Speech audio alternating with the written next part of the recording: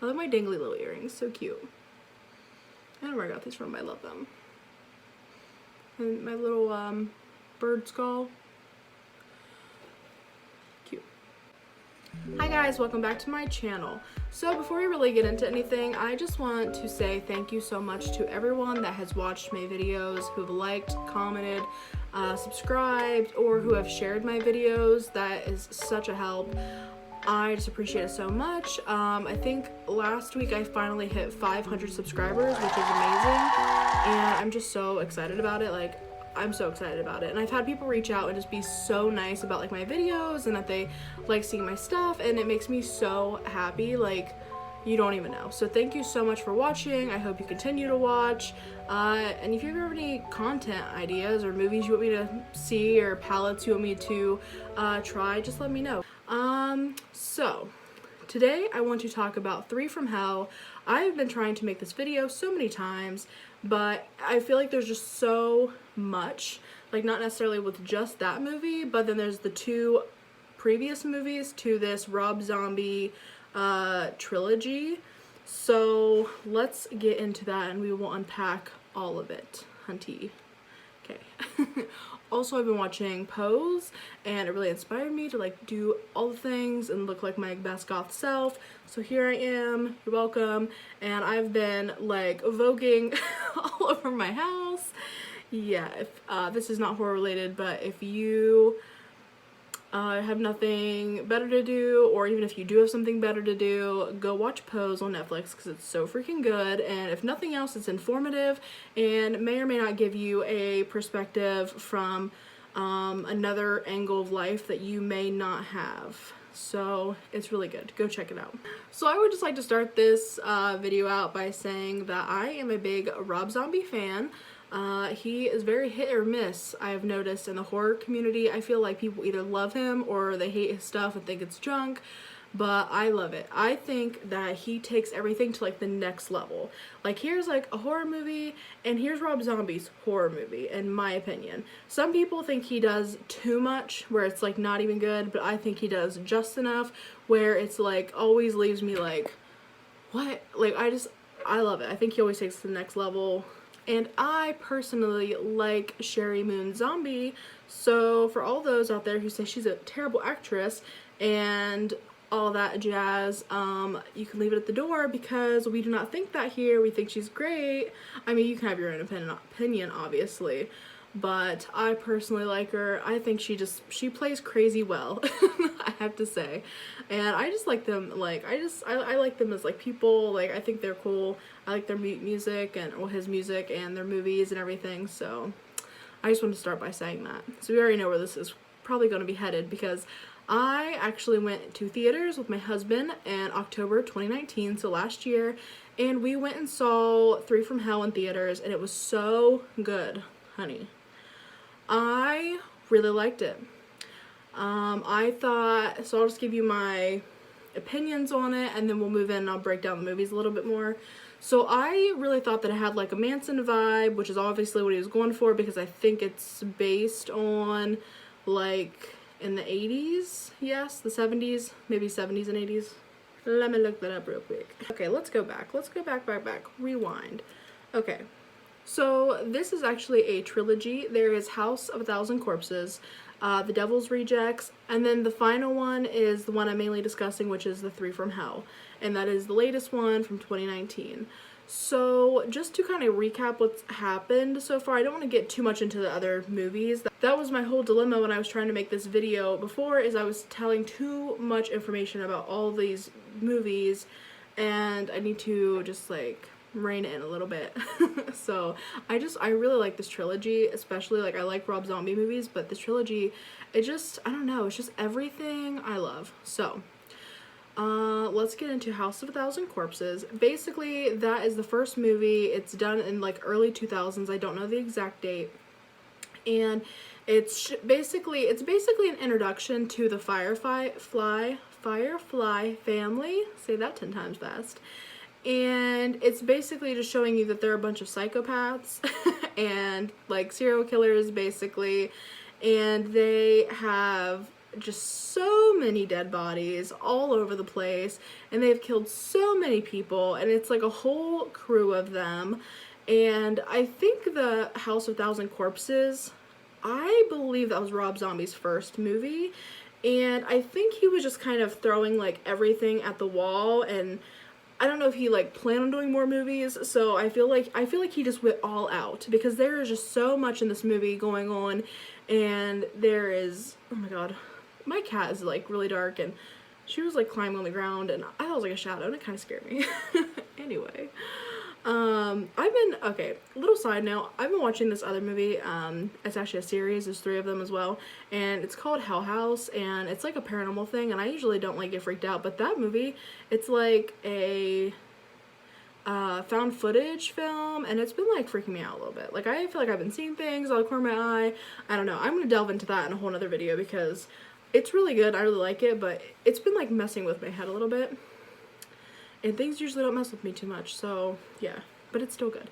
Anyway, I digress. Okay, so I feel like he just kind of throws everything at the wall and sees what sticks. So then when you go to the Devil's Rejects, I feel like that's where he kind of saw like what people's favorite characters were, or maybe this was like the plan all along. And you have Baby Firefly, which is Sherry Moon Zombie. You have Captain Spaulding, which is Sid Haig. And then you have, I can't remember you have Otis, and then you have, the third one is Otis Driftwood, and that's played by Bill Moseley. I apologize, he's the one I always forget his name, I'm sorry. But Baby Firefly is my favorite, and I also, Captain Spaulding's pretty cool too, but I just love Baby, she's just so funny. And these are the 3 characters that basically get away from like a big house fire, and they are on the run from the police, because again, they have so many dead bodies, and that's a whole thing. I don't want to give away too much, so watch that. The second one is just them on the run, and they end up at like this little motel. They end up terrorizing people as they do, because, and quoting Baby Firefly from House of a Thousand Corpses, she says, "We like to get fucked up and do fucked up shit." And then she does this like cute little like crazy laugh, and I just love that so much. And that, I think that's from the House of Thousand Corpses, and then she might also say in the Devil's Rejects. I think it's kind of one of those like popular phrases, if not, it's something that apparently I like. And then toward the end, the police are after them again, and they get shot up like a ton of times. And I'm not for sure, but I almost feel like that, I mean, I really like how 3 from Hell, but I almost feel like they got shot so much in the end of the Devil's Rejects. It's like, how would you survive that? So obviously, going into the 3rd movie, they miraculously survive all of these gunshots. I mean, they look like, not that it shows their bodies, but like the way they're getting shot in the end of Devil's Rejects, it's like their body is like Swiss cheese after these freaking bullets go through them. But miraculously, that's a hard word apparently, they survive it. So going into 3 from Hell, they are showing like surgery. I think it actually shows the end of Devil's Rejects. They're having like surgery, and then they end up going to prison. And then while they're in prison, so this is actually based in 1977, 1978, and the Manson murders happened in 1969. So actually in the House of a Thousand Corpses, they make a comment about the Manson family, and they were like saying how like the girls were cute or whatever. And so in this one, the trial and everything is very like Manson family-ish. Like the way they show the people and talk about them as like a family, which they were physically a family and everything, like you could tell that he definitely got some inspiration from that, which he already, I mean, I feel like a lot of his stuff is inspired by obviously just like sick, twisted stuff anyway, so I get it, and I kind of like it. Being like a true crime person, I'm like here for it. I love it.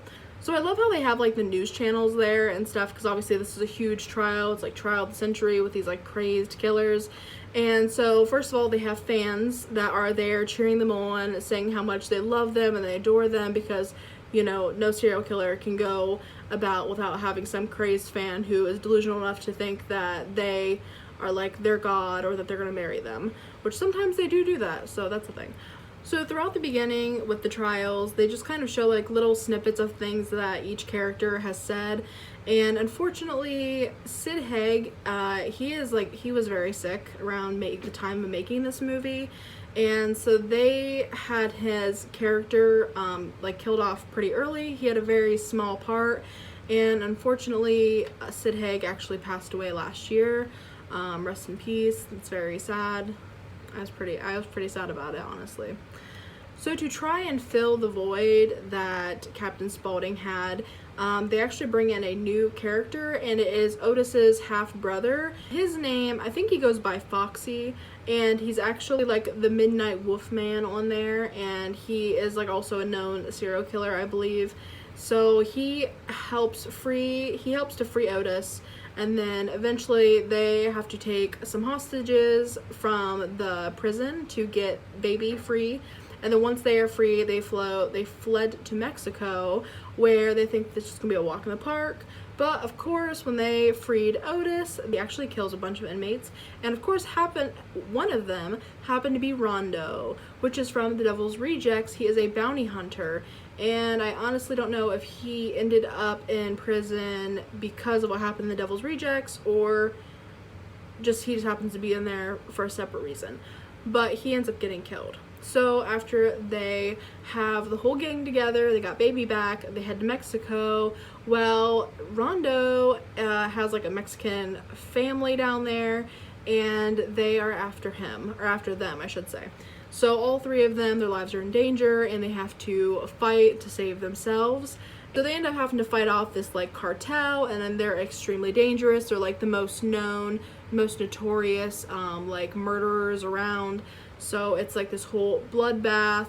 I don't want to give away the ending because that's kind of like the whole thing anyway. I mean, you know they go to prison, they escape, they run to Mexico, they get into a bloodbath with someone else, and well, Rondo's family obviously. And I don't want to give away the ending because it is really good. I actually really liked it. I have to say though too, throughout this whole thing, like I always love Baby Firefly. I think she is just so fun and so carefree, and I love it. She's just a carefree serial killer, and it's great. But between Foxy and Otis, they have like the best conversations and communication. It is so funny. Like I think that's part of the reason I like Rob Zombie's films so much, is because I really like when there's like a little bit of humor or even dark humor in like horror movies, and so I want to jump, I want to be scared, and I also kind of like when I laugh a little bit, you know. And I feel like he always delivers I always feel like he delivers with that, with like snarky comments and just different kinds of characters, and I don't know. So the interactions between Otis and Foxy are everything. Like they are so funny, and just like the stuff they say back and forth to each other is my favorite. I love that. So if you watch it for nothing else, watch it for just like the funny back and forth. I would say that's like one of my favorite parts of this movie, and really part of the whole trilogy is like it's always like that. Even though Foxy is only in the last movie, but even between Captain Spaulding and Otis and even Baby Firefly, like the whole family, just like the little things they say to each other is just so funny, because it's just so like, I don't know, sometimes it's really messed up, but they're just like a family of serial killers, so they can say whatever they want to each other, really. So my final thoughts on this movie. I really liked it. I liked all the characters and how they interacted. There was lots of gore. I mean, like pretty graphic violence, but I mean, they're all like that. So if you've watched House of a Thousand Corpses, then you know, and Devil's Rejects, then you know what to expect from 3 from Hell. It's just graphic, it's sexual, it's all the things that make a great horror movie and the things that people love about horror movies. So I would highly recommend all 3 movies. I would definitely recommend the 3rd movie. And I really hope you guys enjoyed this video, and I hope you enjoy those movies. If not, let me know, and if you did, let me know. Just leave a comment down below, or you can always reach out to me on any of my social media platforms. You can follow me on Instagram, Twitter, and I created a little Facebook page just so I could get stuff out there and interact on that platform as well, because I might as well get on all the platforms. Yeah, I just felt like I was kind of missing out on like a potential audience on Facebook. So I could be wrong, but I was watching a YouTuber the other day, and they said they were actually surprised about how many people they were able to reach through Facebook. And I'm like, I ain't got a Facebook page out there. I mean, I have like my personal Facebook account, but I don't really do too much with it other than just like post like funny memes and then just kind of like some political stuff, because like I like to get my stuff out there, you know, my voice out there to be heard. But yeah, I created that page if you want to go follow it. All of these can be found at Chelsie Wrath, just like my YouTube channel. And yeah, I really appreciate it, guys. So I hope you enjoyed this video. If not, if you did, or if you didn't, let me know in the comments. Okay, guys, thank you so much. That is it. Peace out. See you later. Bye.